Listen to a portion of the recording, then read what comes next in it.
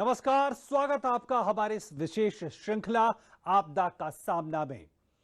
प्राकृतिक आपदाएं या मानव निर्मित आपदाएं हमारे समय का एक सच है, और जब यह सच है तो तैयारी में ही है समझदारी। आपदा के दौरान और उसके बाद बड़े पैमाने पर हताहतों के प्रबंधन के लिए अस्पताल एक महत्वपूर्ण इकाई है, और इस प्रकार आपदाओं के लिए अस्पताल की तैयारी आपात स्थितियों के दौरान दूसरे आपदा जोखिम न्यूनीकरण एजेंसियों के साथ तालमेल स्थापित कर एक समन्वित प्रयास से प्रभावी प्रतिक्रिया काफी सकारात्मक हो सकती है। आसान शब्दों में कहें तो अस्पतालों की भूमिका आपदा के वक्त बेहद महत्वपूर्ण है। आज आपदा का सामना में बात इसी की, आपदा से पहले तैयार हों अस्पताल। तो आखिर ये क्या मसला है, क्या मुद्दा है, इसको जरा हम समझने की कोशिश करते हैं कुछ तथ्यों के जरिए। तो आप देखें, अस्पताल संरचनात्मक और कार्यात्मक रूप से आपदाओं से सुरक्षित हो, इसे सुनिश्चित करना, मानव जीवन और आधारभूत ढांचे के जोखिम इससे कम होगा, और इसके अलावा स्वास्थ्य क्षेत्र में आपदा की रोकथाम करना ये एक बड़ा मुद्दा है। इसके अलावा मिटिगेशन या कहें प्रशमन करना और प्रतिक्रिया की तैयारी रखना ये बेहद महत्वपूर्ण है, और स्वास्थ्य क्षेत्र में इसकी एक बड़ी भूमिका है। इसके अलावा जो मिटिगेशन की पूरी प्रक्रिया है और हर परिस्थिति के लिए वो प्रतिक्रिया देने के लिए तैयार रहे, इसको भी बेहद महत्वपूर्ण माना जाता है। आपदाओं के तुरंत बाद पूरी तरह से कार्यात्मक हो अस्पताल, हर स्थिति के लिए तैयार हो, इस तरह की पूरी संकल्पना है। बिना देरी के प्रतिक्रिया देने में अस्पताल सक्षम हो, इस तरह की तैयारी की आवश्यकता है।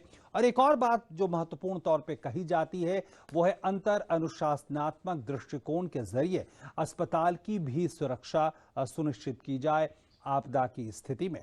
इसके अलावा अस्पतालों की संरचनात्मक सुरक्षा सुनिश्चित हो, क्योंकि ये बेहद महत्वपूर्ण है कि अस्पताल सही समय पर प्रतिक्रिया दे सकें। इसके अलावा ये भी सुनिश्चित हो कि अस्पतालों के सभी जो पेशेवर हैं वो तैयार हों, तैयार रहें, और कैपेसिटी बिल्डिंग की भी इसमें बात आती है। इसके अलावा अस्पताल आपदा प्रबंधन योजना को न सिर्फ तैयार करें, जो तमाम दिशा निर्देश हैं उसका पालन करें, बल्कि उसको लागू भी करें। इसके अलावा जो तमाम स्टेक होल्डर्स या कहें हितधारक हैं और समुदाय को संवेदनशील बनाने की प्रक्रिया भी इसके साथ जुड़ी हो। इसके अलावा मरीजों और स्वास्थ्य कर्मियों की सुरक्षा के लिए भी जागरूकता बेहद जरूरी है, ये भी इससे जुड़ा एक तथ्य है। इसके अलावा जो स्वास्थ्य क्षेत्र के जो श्रमिक हैं और संस्थान हैं वो जोखिम में कमी की क्षमता में सुधार हो, यानी एक तरह से ये भी एक कैपेसिटी बिल्डिंग और नीतिगत सुधार की बात करती है। अस्पताल आंतरिक और बाहरी और दोनों आपदाओं से मुक्त हों ताकि वो प्रतिक्रिया दे सकें, और नियमित रखरखाव और निरीक्षण भी सुनिश्चित किया जाना बेहद जरूरी है। तो ये मोटे तौर पे एक खाका है, और हमारे साथ विशेषज्ञ जुड़ रहे हैं, 3 बेहद ही खास मेहमान जुड़ गए हैं इस मसले पे बातचीत करने के लिए। हमारे साथ कृष्ण एस वत्स साहब हैं जो सदस्य हैं राष्ट्रीय आपदा प्रबंधन प्राधिकरण के, और हमारे साथ डॉक्टर राजेश चंदवानी साहब हैं, प्रोफेसर IIM अहमदाबाद, और हमारे साथ प्रोफेसर डॉक्टर आमिर अली खान साहब हैं जो राष्ट्रीय आपदा प्रबंधन संस्थान से जुड़े हुए हैं। बहुत बहुत स्वागत आप तीनों का। और सबसे पहले वत्स साहब, मैं आपसे ये जानना चाहूंगा, आमतौर पे तो ये माना जाता है कि अस्पताल तो हमेशा ही इमरजेंसी सिचुएशन के लिए तैयार रहेंगे, लेकिन जब आपदा की बात होती है तो इस पे अलग से बात क्यों होनी चाहिए? इसलिए कि अस्पतालों के लिए कंटिन्यूटी ऑफ सर्विस बहुत ही इम्पोर्टेंट है।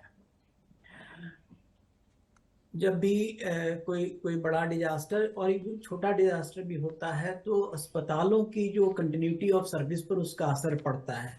अगर इलेक्ट्रिसिटी के सप्लाई में किसी तरह की बाधा आती है और उसके कारण अस्पतालों में इलेक्ट्रिसिटी नहीं मिलती है तो ढेर सारे जो अस्पताल के जो काम हैं, ऑपरेशंस हैं, ढेर सारी प्रक्रियाएं हैं वो थम जाती हैं, और इसका बहुत विपरीत प्रभाव पड़ता है। हमने कई साइक्लोन्स को देखा है इलेक्ट्रिसिटी को कट ऑफ कर दिया जाता है और उसके कारण हॉस्पिटल्स के फंक्शनिंग पर बहुत ही उसका विपरीत प्रभाव पड़ता है। इसलिए हमारी ये कोशिश रहती है कि हॉस्पिटल्स के पास ऑल्टरनेटिव बैकअप्स रहें, सो दैट वो हॉस्पिटल्स लगातार काम करते रहें। हॉस्पिटल्स की जो अपनी जो तैयारी है वो बनी रहे, और हॉस्पिटल के जो डॉक्टर्स हैं, नर्सेज हैं और सारे जो हेल्थ वर्कर्स हैं वो सब उपलब्ध हों। इनके कारण जो है वो रिस्पॉन्स में काफ़ी कुछ मदद मिलती है। Health is a very important pillar of response, और यह आवश्यक है कि जब भी रिस्पॉन्स की प्लानिंग हो रही हो तो उस एरिया में सारे हॉस्पिटल्स अवेलेबल हों, वो पूरी कैपेसिटी पर काम करते रहे हों। और इसके लिए ये आवश्यक है कि जो बैकअप सिस्टम्स हैं, सारे कर्मचारी हैं, स्टोर्स हैं, सारी सुविधाएं हैं, वो निरंतर उन्हें उपलब्ध रहे। बिल्कुल, तो इसके लिए निश्चित तौर पर तमाम तरह के दिशा निर्देश, गाइडलाइंस होंगे। इसके लिए हम हॉस्पिटल प्रिपेयर्डनेस प्लान तैयार करते हैं। एक हॉस्पिटल सेफ्टी प्लान्स हैं, और हम डॉक्टर्स की और हेल्थ वर्कर्स की इसके लिए ट्रेनिंग भी करते हैं। अभी जो हमारे पैनलिस्ट हैं उन्होंने इस पर एक बहुत बड़ी ट्रेनिंग प्रोग्राम उन्होंने तैयार किया है, और हम पूरे देश में ये ट्रेनिंग आयोजित करने का हमने योजना बनाई है। ऐसे भी हमने कई राज्यों में हेल्थ प्रिपेयर्डनेस के लिए अलग से प्रोग्राम बनाया है। जी बिल्कुल। डॉक्टर चंदवानी, हमें ये बताएं कि किस तरह के अभी हालात हैं, क्योंकि हम जानते हैं कि लगातार आपदाओं से हम जूझते रहते हैं, कुछ क्षेत्रों में ज्यादा, कहीं कम। तो किस तरह की तैयारी इस वक्त है, और जिस दिशा निर्देश या एक मॉडस ऑपरेंडी की पूरी बात कही जाती है, उस स्तर पे कहाँ इस समय हमारी तैयारी को देखते हैं अस्पतालों की? हम लोग जैसे तैयारी चीज क्या है, तैयारी का मतलब यह है कि हम क्या किस चीज को एंटिसिपेट कर सकते हैं। तो जब हम एमबीबीएस में पढ़ते थे ना, एक बड़ी इंटरेस्टिंग बात बताई गई कि अगर 1 एम्पियर का करंट है और 5 एम्पियर का करंट है, आप दोनों को हाथ लगाइए, लेकिन अगर आप 1 एम्पियर के करंट के लिए तैयार नहीं है तो आपकी मौत हो सकती है। लेकिन 5 एम्पियर के करंट के लिए तैयार हैं तो आपकी मौत नहीं होगी, क्योंकि आपका बॉडी ऑलरेडी उसके लिए एडजस्टेड है और उसके एक्सपेक्ट कर रहा है। तो वो तैयारी होती है। अगर कोई भी आपदा आए तो सबसे पहले हमें उसको एंटिसिपेट करना पड़े। तो जैसे आपने कहा कि क्या कहाँ हमारी तैयारी इस वक्त है, तो इस वक्त जैसे एनडीएमए के पास भी और हमारे जो भी संस्थान है, सरकारी संस्थान है, उनके पास एक मैप होता है जहां पे जो जगहों पे कौन सी आपदा की ज्यादा संभावना है, कहीं पे साइक्लोन, कहीं पे लैंडस्लाइड, कहीं पे बादल फटना, हर जगह की अपनी आपदाओं की एक स्पेशलिटी है। वो हम पहले सुनिश्चित करते हैं कि वो हमें पता रहे। उसके बाद अगर वो आपदा आ जाए तो उसके लिए हमें कैसे तैयार रहना है, क्योंकि अगर हम तैयार हैं, अगर हमारे दिमाग में है कि ये आपदा आ सकती है और हम उसके लिए तैयार हैं, तो वो आपदा का असर ऑटोमेटिकली कम हो जाता है। और जैसे कृष्णा जी ने बताया था कि हम रिस्पांस तुरंत दे सकते। बिल्कुल। डॉक्टर खान, अब ये हमारे दर्शकों को समझाएं कि अगर किसी क्षेत्र विशेष में आपदा आती है, किसी तरह की प्राकृतिक आपदा आती है, तो अस्पताल भी जरूर प्रभावित होंगे, उसकी भी संरचनात्मक जो पूरा ढांचा है वो भी प्रभावित होगा। तो कैसे इससे हम आगे बढ़ सकते हैं, कैसे इससे पार पा सकते हैं, इसको लेकर क्या कुछ इस समय बात कही जा सकती है? ये बहुत इंपॉर्टेंट सवाल है, और इसका जवाब अगर आप देखेंगे, आपने जो अपना इंट्रोडक्शन दिया उसमें से थोड़ा सा निकाला जा सकता है। जैसे आपने संरचनात्मक स्ट्रक्चरल मेजर्स की बात की, तो स्ट्रक्चरल मेजर्स में क्या है, या उससे भी पहले अगर एक जुमला में बोलूं तो हमें 2 तरह की तैयारी करनी होगी हॉस्पिटल्स को तैयार रखने के लिए। एक तो वो स्ट्रक्चरल है और एक है नॉन स्ट्रक्चरल। स्ट्रक्चरल मेजर्स में आपका जो सारा इंफ्रास्ट्रक्चर है, जो बिल्ट एनवायरमेंट, जो बिल्डिंग है, बेसिकली जो स्ट्रक्चर बना हुआ है, उसको निश्चित करना है कि उस पर आपदा का कम से कम प्रभाव हो। वो कैसे करेंगे?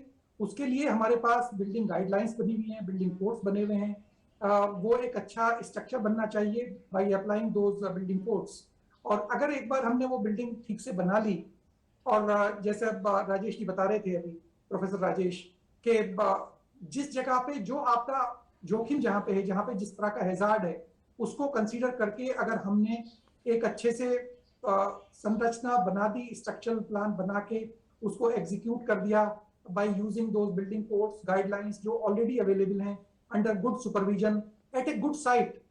सो ये दो तीन चीजें बहुत इंपॉर्टेंट है कि जो साइट सिलेक्शन है आपके हॉस्पिटल का, वो ऐसी जगह पे होना चाहिए जहां पे बाढ़ का असर ना हो, जी। कम हो, या जहां पे लैंडस्लाइड का असर ना हो, या ऐसी जगह पे ना हो जो रिवर के पास है, वाटर बॉडीज के पास है, तो उससे वो हो जाएगा।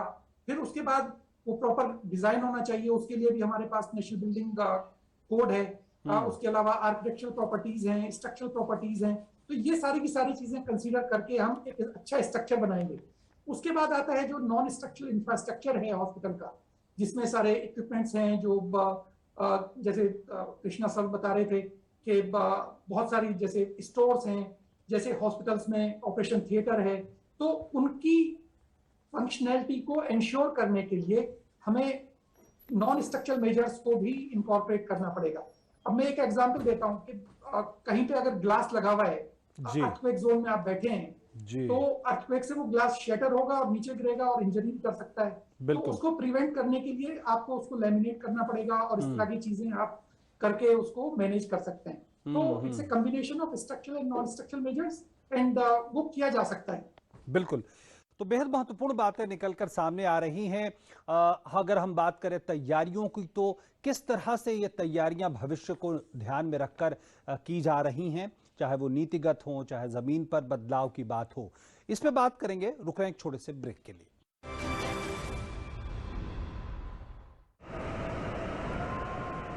Cyclones can be extremely devastating. They damage infrastructure, uproot trees, and destroy lives and livelihoods. It is best to stay indoors in a safe place. However, if you are caught outside in a cyclone, don't panic. Stay clear of broken electric poles and wires and other sharp objects that may hurt you. Look for a safe and secure shelter, but don't enter damaged buildings. Contact the helpline numbers. Use SMS to save phone battery. Be smart. Be prepared. Issued in public interest by NDMA, Government of India. चक्रवात एक विनाशकारी आपदा है। ये आपके घर एवं संपत्ति को तहस नहस कर सकता है। यदि आप चक्रवात में फंस जाएं, तो साधारण वस्तुएं भी आपके लिए उपयोगी एवं जीवन रक्षी साबित हो सकती हैं। Emergency kit, first aid box, मजबूत रस्सी, लालटेन, बैटरी से चलने वाली टॉर्च तथा अतिरिक्त बैटरियां तैयार रखें। पर्याप्त ताजा पानी, सूखा भोजन, मोमबत्तियां, माचिस तथा केरोसिन अपने पास रखें। इसके अलावा अपने महत्वपूर्ण दस्तावेज वाटरप्रूफ बैग में अपने साथ रखना न भूलें। तैयारी में ही समझदारी। राष्ट्रीय आपदा प्रबंधन प्राधिकरण, भारत सरकार द्वारा जनहित में जारी।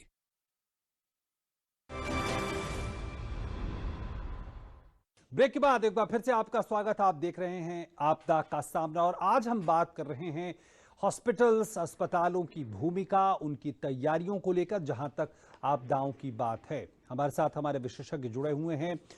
वत्स सर, हमें ये बताएं कि निश्चित तौर पर तमाम दिशा निर्देश और सारी चीजें मौजूद हैं और नई नई योजनाएं भी बन रही हैं, लेकिन जिस तरह से हम जानते हैं कि दूर दराज के इलाकों में अस्पतालों को हर तरह के फंक्शन करने के लिए और खासकर आपदाओं में बहुत संसाधन की जरूरत होती होगी, इसको किस तरह से योजनाओं में, दिशा निर्देशों में शामिल किया गया?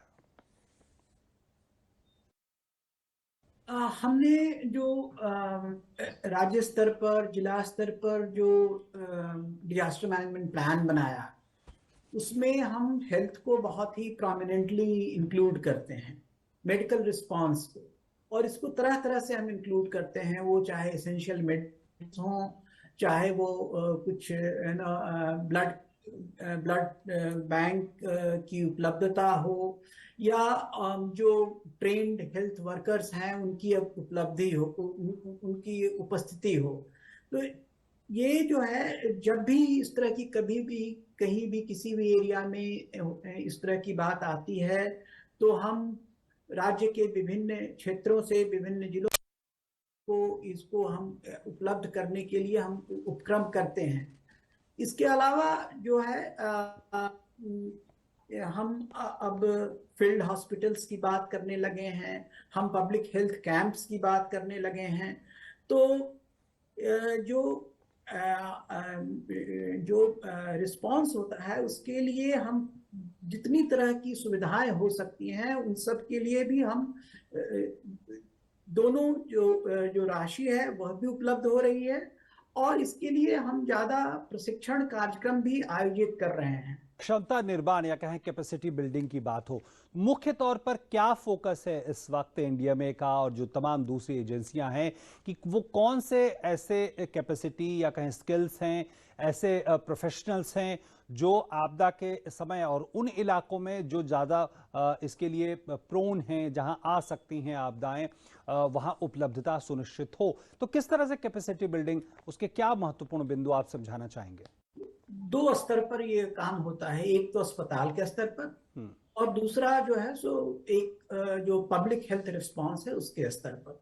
अस्पताल के स्तर पर हमारी तैयारी बढ़ानी है, हमें ढेर सारे जो प्रोसीजर्स हैं, अब जैसे ट्रायज है, हमारा कौन सा एरिया है जहां हम ओपीडी करेंगे, हमारा ऑपरेशंस थिएटर है हमारा, तो ये सारी जो सुविधाएं हैं के स्तर पर, उसको हम कैसे और ज्यादा से ज्यादा हम उसको सक्षम कर सकें, इसके लिए हमारा प्रयास।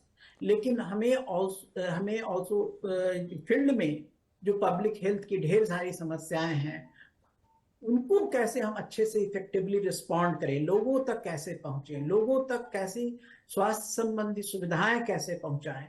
तो ये दोनों स्तर पर हमें काम करना है और उसकी हम तैयारी कर रहे हैं, और आगे कुछ दिनों में आप और देखेंगे कि इसमें ढेर सारे प्रोजेक्ट्स, ढेर सारे उपक्रम, ढेर सारे प्रशिक्षण, ढेर सारे कैपेसिटी बिल्डिंग इनिशिएटिव्स हम इस इम्प्लीमेंट करने वाले। डॉक्टर चंदवानी, एक महत्वपूर्ण मुद्दा निकल कर आता है कि अस्पताल अपने स्तर पे तो तैयार हो, इसके साथ साथ अस्पताल खुद भी सुरक्षित हों। ये कितना बड़ा मसला है, क्या हमारा अनुभव बताता है? ये सबसे इम्पोर्टेंट बात है कि अगर रक्षक ही सुरक्षित ना रहे तो हम क्या करेंगे। तो कोई भी प्राकृतिक या मानव निर्मित आपदा आए तो हॉस्पिटल या तो सुरक्षित हो, या अगर हॉस्पिटल को डैमेज हो तो तुरंत हॉस्पिटल रिस्पॉन्ड कर सके। यही इसी कॉन्टेक्स्ट में मैंने हाई रिलायबिलिटी और हाई रेजिलिएंट ऑर्गेनाइजेशंस का उल्लेख किया था। सबसे पहला इंपॉर्टेंट क्या होता है, जैसे कृष्णा सर ने बताया कि हमें प्रशिक्षण पे बहुत जोर देना होता है। तो तैयारी का मतलब क्या होता है कि अगर हमें कोई भी आपदा आती है तो हमने देखा होगा कि हमें सोचने का टाइम नहीं मिलता, और उस टाइम पे सोचने की क्षमता भी थोड़ी सी कम हो जाती है। तो हमें तैयारी ऐसी रखनी पड़ती है कि ये एक रिफ्लेक्स रिस्पॉन्स होता है। तो इसीलिए आप देखेंगे कि कोई भी हमें ट्रेनिंग दी जाती है कोई डिजास्टर फेस करने में, तो उसके लिए रिपीट ट्रेनिंग होती है हर 6 महीने में, क्योंकि डिजास्टर तो वो 4-5 साल 10 दशकों में एक होगा, लेकिन हम हर 6 महीने उसको रिवाइज करते रहते हैं ताकि हमारा ग्रे मैटर उसको फोकस में रखे, और कभी भी वो आपदा आए तो तुरंत हम बिना सोचे, यानी बिना सोचने में ज्यादा टाइम जाया किए हुए उसको कर सके रिस्पॉन्स। तो उसके लिए क्या होता है, कंटिन्यूअस ट्रेनिंग, फिर लीडरशिप, चेन ऑफ कमांड्स और कल्चर ऑफ सेफ्टी, ये बताना होता है। क्योंकि कल्चर ऑफ सेफ्टी का मतलब क्या है कि जैसे अगर छोटे से डेविएंस हो, सपोज कहीं से धुआं निकल रहा है, तो तुरंत मेरे को डर नहीं लगना चाहिए अपने सुपीरियर को बोलने में कि यहाँ धुआं निकल रहा है, कुछ गड़बड़ है, कि सुपीरियर मुझे आके वापस डांटेगा। तो अगर ऐसा डर का माहौल है, मैं सुपीरियर से डरता हूं, बहुत ज्यादा हायरार्की है, बहुत प्रकोप है किसी सुपीरियर का, तो जूनियर शायद छोटी छोटी बातें निगलेक्ट करेगा, और वो छोटी छोटी बातें निगलेक्ट करने के कारण कभी कुछ बड़ी आपदा हो सकती है। फायर एक्सीडेंट्स में हमें ये देखने को मिला है कि छोटे छोटे थे, उसको नेग्लेक्ट किया गया और बाद में वो बड़ी बात हो गई। ऐसे करके हमें ये देखना चाहिए कि हॉस्पिटल के अंदर, मैंने यही फिर से बता रहा हूं कि मैन यानी कि ह्यूमन रिसोर्स, मटेरियल जो कृष्णा सर ने बताया, सारा मटेरियल अवेलेबल हो, ह्यूमन रिसोर्स अवेलेबल हो और वो ट्रेंड हो, और आईटी इंफ्रास्ट्रक्चर, ये बहुत जरूरी है। और हमारा ये भी रहता है कि हॉस्पिटल, जैसे हमारा एक जो स्टडी हम कर रहे थे, जो कृष्णा सर ने बताया, जो हम मटेरियल डेवलप कर रहे थे एनडीएमए के लिए, उसमें हमने ये देखा कि लेह का जो इंसिडेंस था, उसमें एक हॉस्पिटल ने दूसरे हॉस्पिटल की बहुत ही मदद करी थी, क्योंकि एक हॉस्पिटल डैमेज हो गया था पूरी तरह से, और जो हॉस्पिटल नहीं डैमेज हुआ था उसने, वो दोनों डॉक्टरों ने मिलकर आपस में बहुत बढ़िया तरीके से उसका रिस्पॉन्स किया। तो ये inter organizational relationship, it is not one hospital but बहुत सारे संस्थान मिलके जो रिस्पांस देंगे, वो बहुत इंपॉर्टेंट है। अब आप देखेंगे कि stakeholder management, repeat training programs, leadership, chain of command, culture of safety, ये सब मैनेजमेंट एस्पेक्ट्स हैं। तो एक तरफ हो गई गाइडलाइंस, एक तरफ हो गई मैनेजमेंट एस्पेक्ट, और एक तरफ हो गया हमारा रिस्पांस। ये तीनों मिलाएंगे तब एक बढ़िया सा रिस्पांस, जो हाई रिलायबिलिटी और हाई रेजिलियंस ऑर्गेनाइजेशन है, जो कि डैमेज नहीं होगा और डैमेज हो गया तो उसके। बिल्कुल, बेहद महत्वपूर्ण बात। डॉक्टर खान, एक अगर इन सब बातों के बाद अगर हम ये समझना चाहें कि एक सुरक्षित अस्पताल या सेफ हॉस्पिटल क्या होता है, कैसे उसको अगर कोई समझना चाहे तो समझ सकता है मोटे तौर पर? बहुत सिंपल है। मेरा hospital at the time of जो भी अगर उस पर इम्पैक्ट हो रहा है, चाहे वो अर्थक्वेक हो, चाहे वो फ्लड हो, चाहे वो आपका साइक्लोन हो, उसमें वो फंक्शनल रहना चाहिए। मेरा स्टाफ सेफ रहना चाहिए, मेरा स्टाफ सुरक्षित रहे, मेरी दवाइयां चलती रहे, मेरा ओटी चलता रहे, मेरी जितनी फैसिलिटीज हैं those shall remain functional. That is the biggest criteria. अब हुआ क्या है पिछले सालों में, मैं आपको एक एग्जांपल दूंगा, थोड़ा सा पुराना है। भुज अर्थक्वेक 2001 में आया जी। उसमें भुज का जो सिविल हॉस्पिटल था वो पूरा कंप्लीट डैमेज हो गया, और डिस्ट्रिक्ट के जितने भी इवन छोटे छोटे हॉस्पिटल्स थे सब डैमेज हो गए। अभी आपने रिसेंटली फ्लड्स की बात, मैंने फ्लड का नाम लिया, श्रीनगर में फ्लड आया, चेन्नई में फ्लड आया, केरला में फ्लड आया, जिस शहर में जाए फ्लड आता है। जी डॉक्टर खान, 2 हफ्ते पहले बेंगलोर में फ्लड आया, जी, तो इनमें फ्लड का पानी भर गया उसमें। तो सारे इक्विपमेंट हमारे non hospitals are semi non functional. बिल्कुल। सो उसको फंक्शनैलिटी रहनी चाहिए। वो मेरा सेफ हॉस्पिटल है, मेरा स्टाफ सेफ रहना चाहिए। बिल्कुल बिल्कुल बिल्कुल, बेहद महत्वपूर्ण बात। यहां पे रुकेंगे एक और छोटे से ब्रेक के लिए, ब्रेक के बाद लौटेंगे तो इस कार्यक्रम का आखिरी हिस्सा। रुक रहे हैं छोटे से ब्रेक के लिए। चक्रवात एक विनाशकारी आपदा है। ये आपके घर एवं संपत्ति को तहस नहस कर सकता है। यदि आप चक्रवात में फंस जाएं, तो साधारण वस्तुएं भी आपके लिए उपयोगी एवं जीवन रक्षी साबित हो सकती हैं। Emergency kit, first aid box, मजबूत रस्सी, लालटेन, बैटरी से चलने वाली टॉर्च तथा अतिरिक्त बैटरियां तैयार रखें।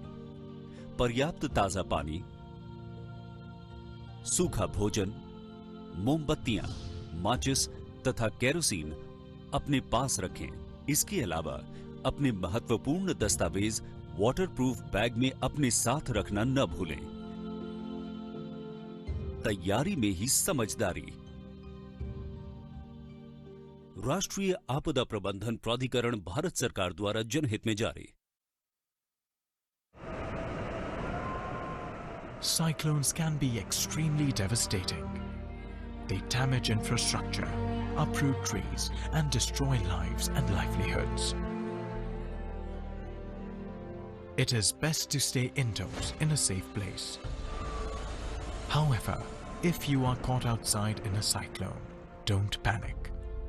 Stay clear of broken electric poles and wires and other sharp objects that may hurt you. Look for a safe and secure shelter, but don't enter damaged buildings. Contact the helpline numbers. Use SMS to save phone battery. Be smart. Be prepared. Issued in public interest by NDMA, Government of India.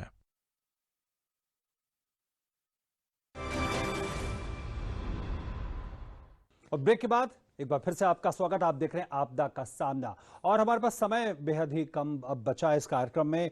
Krishna Vats साहब हमें अंत में ये समझाएं कि अभी हमने पिछले 2 सालों में एक बहुत बड़ी आपदा का सामना किया है, पेंडेमिक का, कोरोना पेंडेमिक का।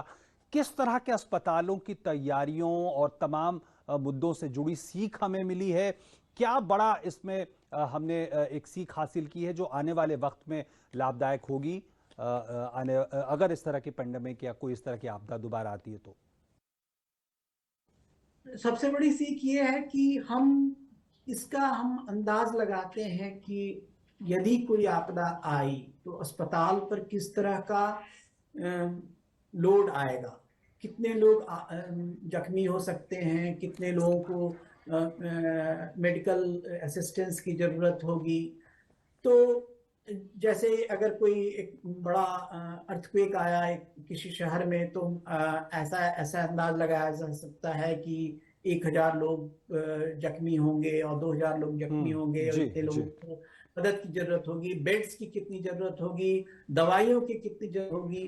तो अगर हम थोड़ा उसकी तैयारी कर लें, कोविड में हमने देखा था कई शहरों ने इस तरह की तैयारी की थी और उससे बहुत मदद मिली थी। हमने बेड्स की संख्या बढ़ाई, हमने स्टोर्स में मेडिसिन की संख्या बढ़ाई और जो हेल्थ वर्कर्स हैं उनकी संख्या बढ़ाई। तो इससे काफी असर पड़ा और खास करके हमने फील्ड हॉस्पिटल सेटअप किए पहली बार बड़े पैमाने पर। तो मुझे लगता है कि ये जो सारी जो तैयारियां हुई उसका हमारे जो हेल्थ सिस्टम के रिलियंस पर काफी पॉजिटिव इम्पैक्ट पड़ा है। और हम पहले से ज्यादा तैयार हैं, मुस्तैद हैं। बिल्कुल, और बिल्कुल। हम किसी भी आपदा का सामना कर सकते हैं। बिल्कुल, निश्चित तौर पर उम्मीद भी यही की जानी चाहिए कि जो हमें सबक मिला है, जो हम लगातार नीतिगत बदलाव कर रहे हैं, जमीनी स्तर पे तैयारियों को सुनिश्चित कर रहे हैं, वो आने वाले वक्त में बेहद महत्वपूर्ण होंगे और अस्पताल आपदा से पहले ही तैयार होंगे। फिलहाल बहुत बहुत धन्यवाद हम करना चाहेंगे अपने तमाम मेहमानों का, कृष्ण वत्स साहब, डॉक्टर आमिर अली खान साहब और डॉक्टर राजेश चंदवानी साहब, बहुत बहुत धन्यवाद। और इसके साथ आपदा के सामना के आज के इस अंक में इतना ही। नमस्कार।